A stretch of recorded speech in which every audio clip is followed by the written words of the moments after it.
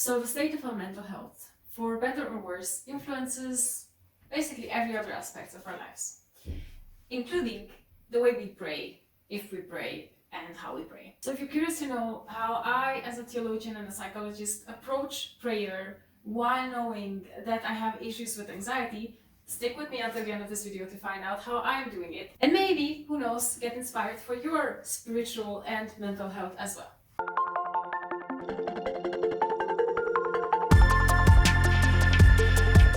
Hi everyone, how are you today? Welcome back to Voice Calling Out if you're already a subscriber. And if you're new around here, hi new friend, my name is Julia Hartmeier.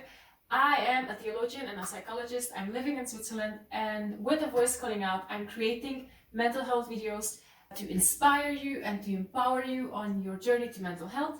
And for this, I combine both psychological research and spiritually sane teachings. I like to do this by first and foremost giving you all the research that I found available for me in the description box on every kind of topic that I'm teaching about. Make sure you check that out. I am very passionate about you being empowered to get the best information that you can get, and that's why I'm also keep referencing the Bible all through my videos. I hope you enjoy that as well as I do. And if you're interested in learning about these kinds of topics and growing your mental health, whatever your mental health is at the moment, make sure to subscribe to Voice Calling Out and hit that little notification bell, which will let you know each time that I'm uploading a new video, so that you don't miss out on anything. So I have a very special story for you today, and it's a very personal one. And it's about me dealing with my anxiety, basically how my anxiety also deals with my faith sometimes. But before I go into my whole personal story, I would like you to know something.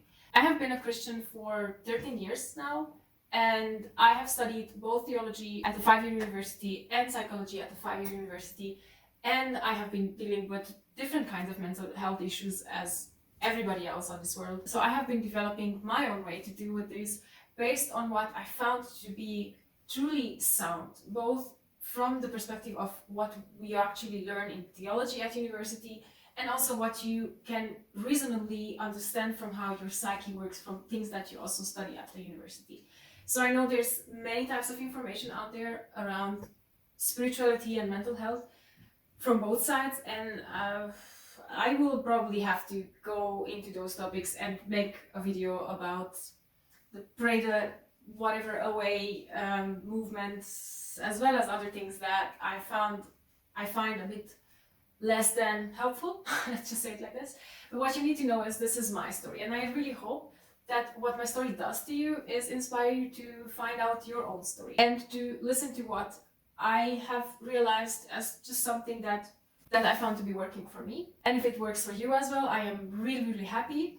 And if it only inspires you to try something similar, or just makes you ask me more questions in the comments, I'm also happy with that. So no pressure here, and this is definitely not the kind of video that gives you any kind of secret formula to deal with anxiety or depression or whatever kind of mental state things, because that's just not the way either spirituality nor mental health issues work. So with this very nice introduction, let me tell you that I am just generally a kind of more anxious person, which translates to a daily life of whenever something changing comes on a horizon, just going, what, why, when, how long, and does it really have to happen? And it's, well, something that I have to deal with whenever bigger changes or even smaller changes come in my life. I'm already used to it. So I also talked about how anxiety puts us in this control mode in my coronavirus video, which is linked here for you, how it really makes us control stuff that doesn't even necessarily have to do with the things that makes us have anxiety. But worse than that, when we choose control as an action to alleviate our anxiety, actually what we do is contribute to more of our anxiety. And this is what has been happening to me in my prayer time for a long time now. Whenever I'm going into my prayer time, which is usually in the mornings, I would go in my mind through all the things that worry me or give me a little bit of anxiety, and then just like kind of mentally and spiritually clench myself and say, oh God, I really want this to happen this and this and this way. Obviously, that never works. That never works in terms of alleviating your anxiety. Because, and I cannot believe that it took me so long to realize this, my psych diploma someone should take away my psychology diploma from me away. But because basically what I was doing with these kinds of prayers, even though I believe that there is a God who listens to them, was trying to control the outcome of life so that my anxieties would go down. So I guess the way this worked out in my head, and I guess this is something that you can resonate with as well, it's like, I'm afraid this and this will happen, or this and this won't happen. So in my mind, in order for me to not be afraid, I need this and this to not happen, or that and that to happen.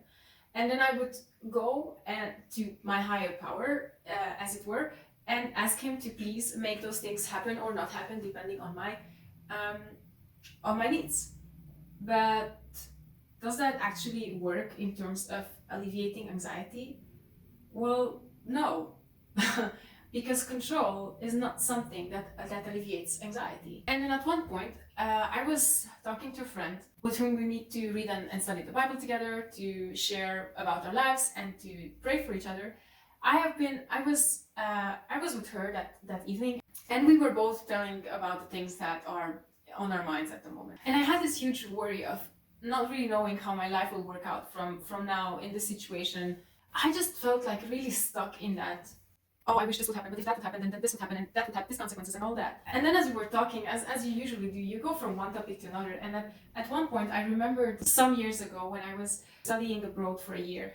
And that was the most beautiful year of my life. And it was so full of stuff that I needed, that I didn't even know that I needed. It was one of those special times in my life that I very, very soundly felt how God was taking care of me. And even though I never would have imagined how my life will work out from one point to another, at each point, the next thing that I really needed came up from kind of like out of nowhere.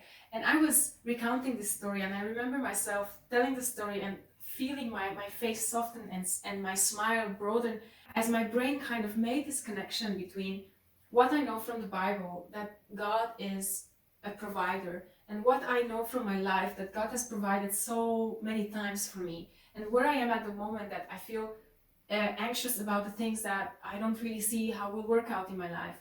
And I could feel how my spirit would just go in connecting these points and showing me the next step that I need to do, that I need to take, so that I would finally be able to leave my anxiety to rest a little bit. And that was the point where, when we actually started praying, I asked her, please don't pray for me so that this or that would happen. Pray for me that I would have trust in God, that He will make all the things that I need happen in my life. And from that moment, something really clicked in my mind. It made me realize that the way anxiety works is by trying to make us control. But we literally cannot control life. And the more we want to control it, the more it will come back and bite us in the anxiety parts of our lives. And that just creates more anxiety, more control, more anxiety. Whilst there are some things that we can do. And for me, what I realized that I can do is to rely more heavily on the relationship that I have with the God from the Bible that I know to be there for me. So from that moment on, my prayers have shifted a little bit. Of course, I still pray for particular things to happen, because I think that is a very important part of our prayer life.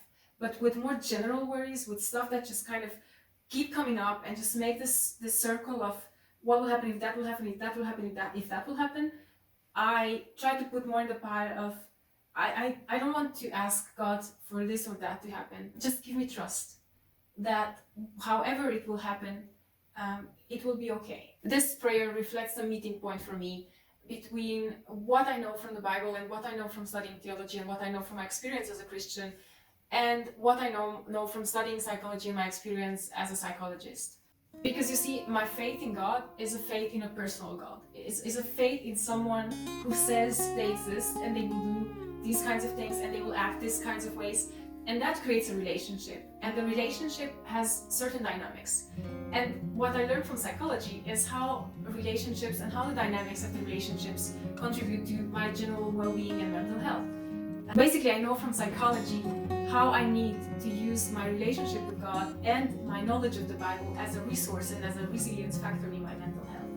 And if I have one hope for Voice Calling Out, is to be able to explore all the ways in which the Bible and Christianity are saying stuff that psychology, in its own words and in its own understanding, researches about and tells us truths about how these things work.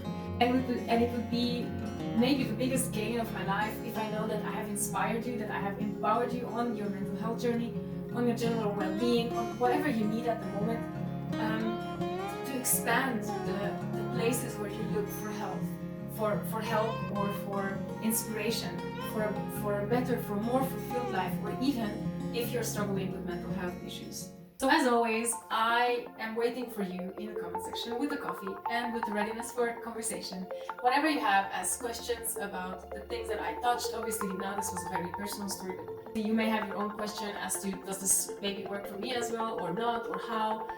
Maybe you have other topics or questions or comments or feedback that I'm really happy to hear about.